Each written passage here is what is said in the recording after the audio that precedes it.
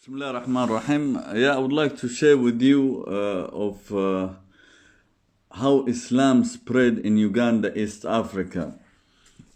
So, according to Professor Abdul Bari Kasozi, who was the dean of Makerere University in Uganda. I think many of you are familiar with this university, which is behind the graduation of people like Kwame Nkrumah, Jomo Kenyatta, Julius Nyerere, and many African leaders.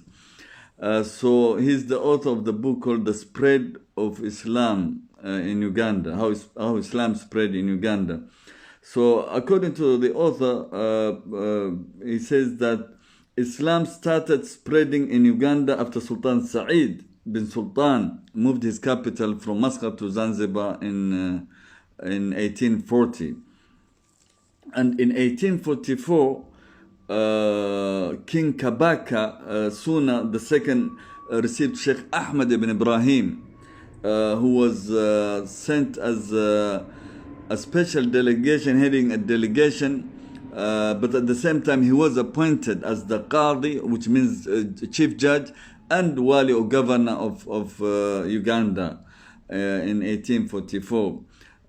So once he arrived in Uganda, he was warmly welcomed by King Kabaka, and the kings of Uganda are known as Kabaka. So this it was King Kabaka Suna II.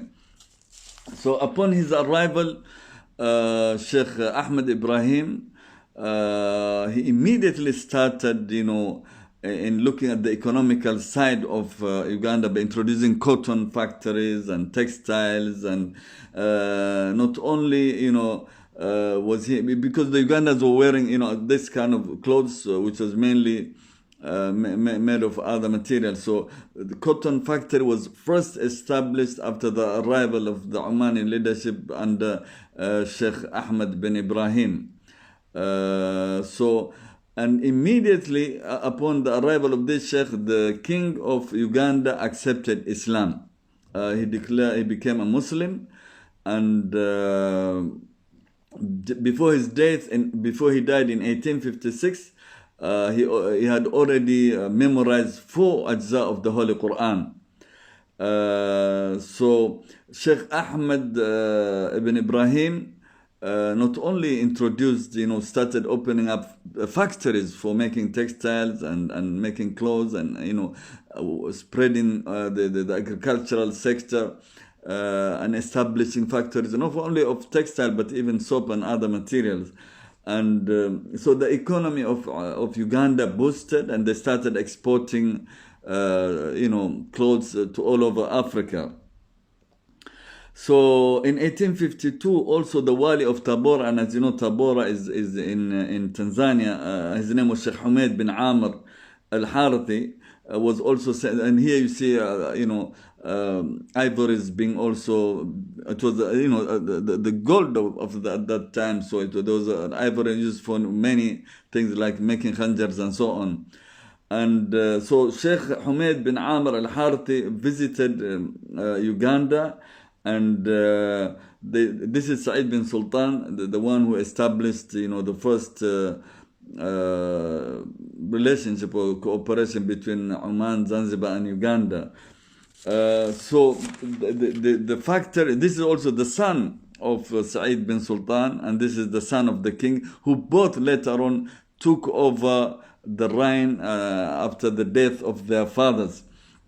So the industries, this is the son of the Kabaka, his name is Tusa, so Tusa II.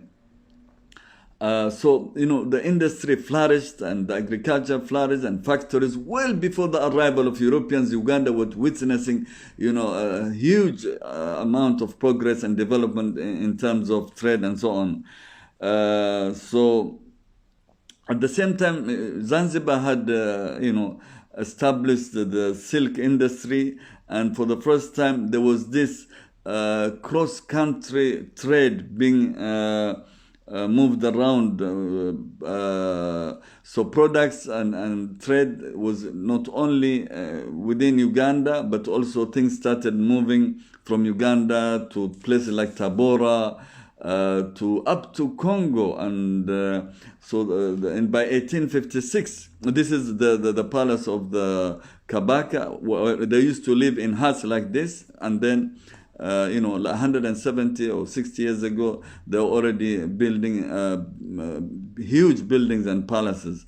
This is the son of Said bin Sultan, Sultan Majid. So in 1856, Sultan Said and the king of the Kabaka II, after they passed away, these new leaders took over, and they carried, again you see ivory of elephants being carried for trade in Uganda and moving it south to Tanzania and so on. So, and Islam was at the same time spreading among the people of Uganda. So during the Sultan of Majid, as I said, this is the book, The Spread of Islam in Uganda. So Islam was spreading between the different tribals of the people of Uganda. So one of the Muslim scholars was also Sheikh Isa bin Hussein, also an Omani, who initially was like, supporting or being the backup of Sheikh Ahmed bin Ibrahim, and as well as Sheikh Mirani and Sheikh Ali Maziga. So at some stage, even the locals were themselves becoming scholars. So you see them here dressed as Omanis and putting bits and so on. And this is now the royal family of the new ruler. And many scholars were being sent to Uganda, like Sheikh Mas'ud bin Sulaiman, who became the advisor of King Kabaka, and Sheikh Eid, who was also the commander and gave training to the army of the commander and the army of the Kabaka army. Also, what is more interesting is that the Sultan of Zanzibar sent Bijoka, an Omani woman who was a scholar, to teach Islam to the women of the royal family of the Kabaka and also to the people of Uganda. Here we see that the masjid that was built first by the Omanis acted as a meeting place for leadership of tribals and the ministers and so on. So they will hold, and this is the second ruler. And incidentally, the first person to become the muaddin of the new masjid was the King Kabaka himself. So Sultan Majid also sent Sheikh Abdullah bin Nasser, who was the Qadi of Tabora, to further strengthen the trade and development. Here you see the royal family dressed as Omanis, and 4 of them here were kings and prime ministers. So at this point, prior to King Kabaka, Mukiba Mutesa declared Uganda to be, this is Makerere, they declared Uganda as a Muslim nation, and it became a Muslim state. This is the University of Makerere, the famous Ugandan university. So here we see Sultan Abdullah being accompanied by the Dean of Makerere University, who came to visit Uganda, and this is Sultan Khalifa, also came to visit Uganda. So here we see that the Sultan Khalifa along together with the dignitaries. So in principle, Oman is not only spread Islam in Uganda, but also they established industries, and they established the agricultural sector flourished. And so also the Omanis had a huge impact in terms of living their culture, tradition, their hospitality, as opposed to the typical European colonization where it was built on apartheid, segregation, discrimination. But the Omanis' approach was totally different. So the Oman people, here we see the young son of the king of Kabaka being welcomed by the royal family of Oman. There at the background, I think number 4, you see Sayyid Jamshid. At the time he was crown prince.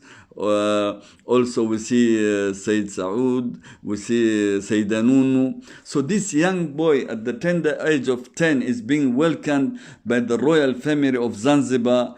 In Zanzibar, an equal, given a protocol, the same that will be given to any leadership.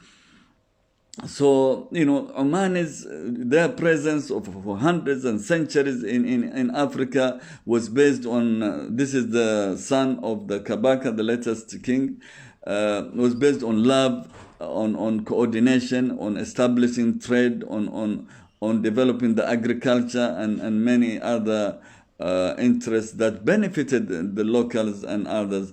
Thank you very much. This is Abdul Wahab Al Busaidi. Jazakumullah khair.